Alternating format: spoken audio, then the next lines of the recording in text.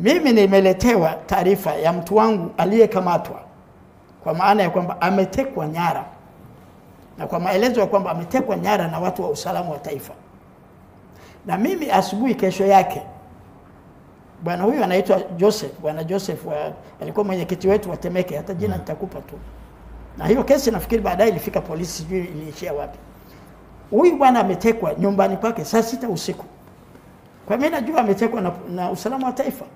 Na nilikuwa na kesi nyingi za usalama wa taifa kweli kuteka watu wangu.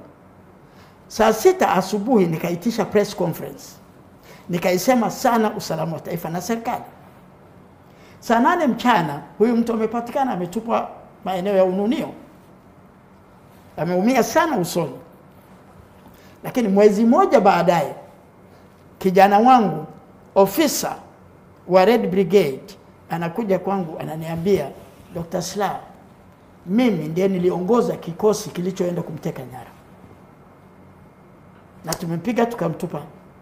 Kwa ndani ya Chadema mlikuwa mnatekana. Kwa hiyo sasa nasema mimi nilipoulizwa hivyo nikauliza kwa nini hamkuja kwangu? Maana mimi katibu mkuu nilikuwa sikupewa taarifa. Nikauliza kwa nini hamkuja kwangu? Wako viongozi wanaojua. Ukiambia hivyo unaendelea. Sasa vitu vya namna hiyo ni kweli vilikuwepo na mimi nilikuwa nimevichukia na nimeisema hii siku nyingi.